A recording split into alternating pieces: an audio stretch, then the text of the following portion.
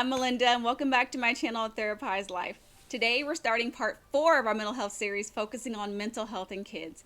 More specifically, talking about the rise of mental health in the pediatric population.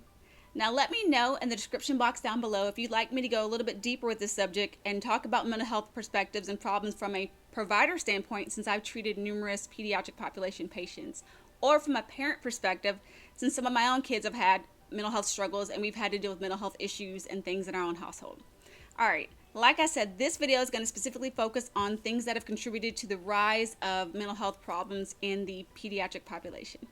According to the CDC, every single year there's more and more cases of children having mental health crises or reporting having some mental health concerns.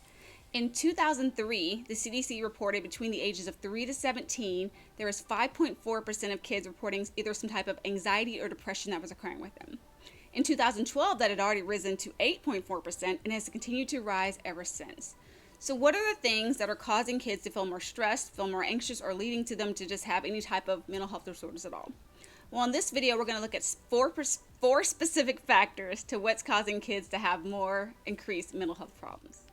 The first factor that can lead to increased mental health struggles in kids is what I'm titling broken family dynamics.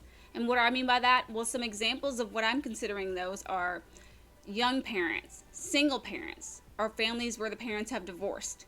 Now, before you come for me, hear me out. Okay, let me explain. I am in no way saying that in these situations you can't have well-rounded, good kids that have wonderful mental health and have no issues at all.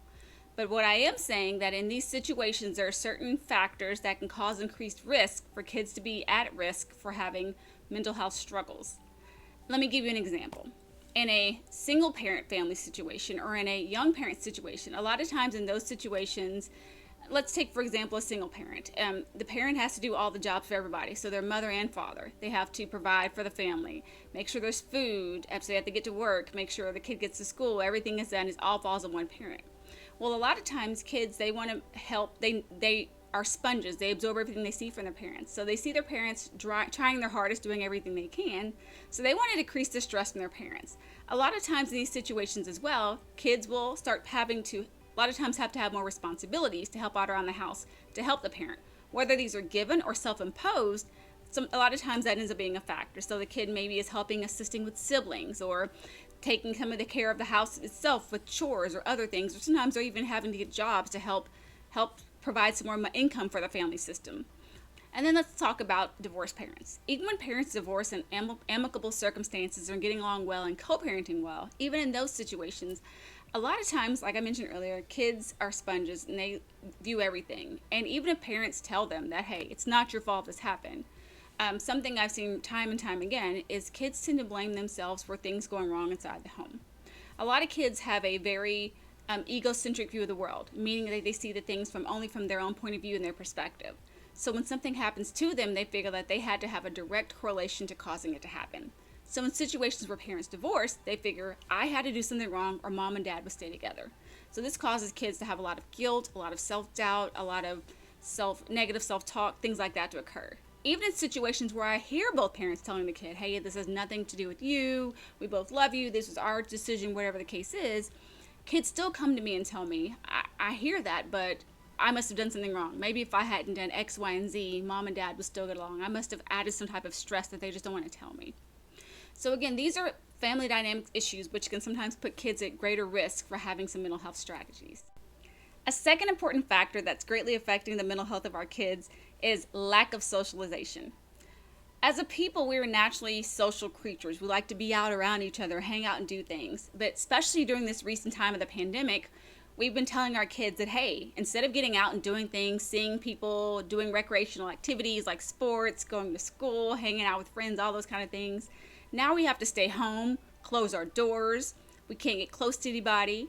They're not even able to see their friends. If they are even able to go to school, they have to wear masks and stay far away and apart from everybody. So again, this pandemic has really hit them hard. Kids are very social creatures and they like to socialize being around each other. But now we've pulled that from them and said, hey, you got to stay away. You can't see your friends. You can't see your family. You got to be alone. So that's greatly affected their sense of self and a sense of being able to adapt and deal with day-to-day life. A lot of them felt isolated. A lot of them felt alone. A lot of them didn't know what to do because I normally have things and activities I can do, and now I'm forced to stay inside this little box of a home here with these same people every day, which leads to more fighting among siblings, which leads to more fighting among parents, which leads to just, again, more conflict inside the home because they have no way to express themselves and express the frustration they're feeling at the lack of control of their and how everything has changed in their lives. Another huge factor that greatly affects with the lack of socialization is increase in social media usage.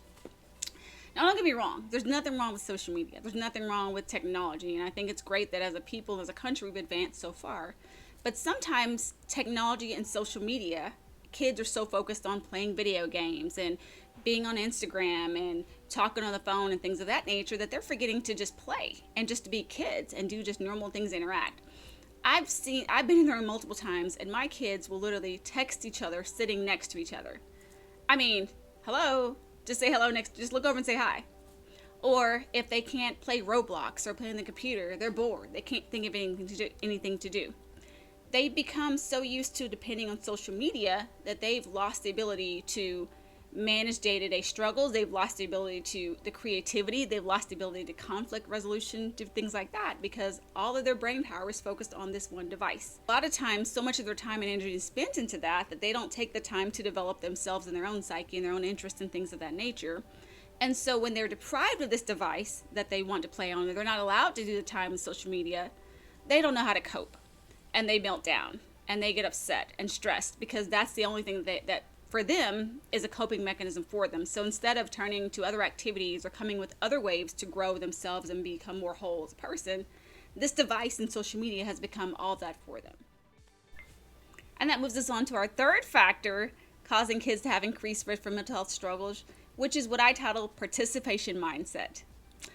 Now, what do I mean by participation mindset? Well, what I mean is when your kid goes and does an activity or a sport and they feel like everybody needs to get a participation trophy because, hey, they came and they participated. But let's be realistic, that's not life. And in real life, when you do something, you don't get celebrated just for participating. Now, don't get me wrong. I get the basic knowledge and premise behind what they're doing there. They want people to feel good about themselves and not feel bad because maybe I didn't do as well as everybody else and, want to continue to struggle and not be so hard on ourselves. But I think that there is some good to be taught in celebrating the winning and celebrating and letting kids experiencing losing in a way that can be used as a chance to educate them and teach them better how to cope with life. With participation trophies and participation mindsets, where every time a child does something, we have to give something to everybody because it's not fair.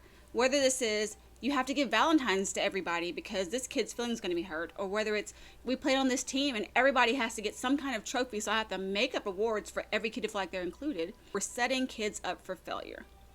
So again, though the thought process behind participation came from a good point, sometimes it actually negatively affects our kids because it doesn't teach them how to deal with strife, it doesn't teach them how to deal with conflict, it doesn't teach them to push themselves and push through things and learn that life's not always fair.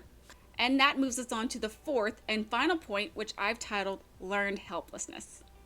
What I'm referring to is the fact that, like I said earlier, kids observe parents. They look at everything we do and how we respond to stress and how we deal with conflict and everything that happens. That's what kids see as their model or their example, how they should do with things. So if I'm a parent and I'm anxious about everything and I'm always worried that, oh no, where's my food going to come from? Or what if I can't pay my bills? My kid will see that. So when things happen, they're going to start responding to things with a more increased stress response. Okay? So now when something happens in their life and something doesn't go wrong, they're going to start thinking worst case scenario because that's what they're always seeing modeled in their parents. So sometimes our kids can look at us and model our behaviors, and that becomes the way that they respond to stressors in their lives. And that's why it's so important that we, A, acknowledge when we're going through stress, and B, learn effective coping skills to deal with those stressors. And once we manage those things, moving on to C, teaching our kids effective coping strategies. Well, all right, guys, that wraps up this video talking about mental health in kids. Let me know in the description box down below. What was your favorite part about this video? Or did you learn anything? Or on the opposite, do you disagree with the point that I had? Let's get that conversation going down below. Also, next week we're wrapping up the mental health series with part 5, our last and final part, talking about the various mental health professionals, in addition to knowing when to seek help. All right, guys, make sure you like this video and don't forget to subscribe if you're not already subscribed. Thanks so much for watching. Have a great day. Bye.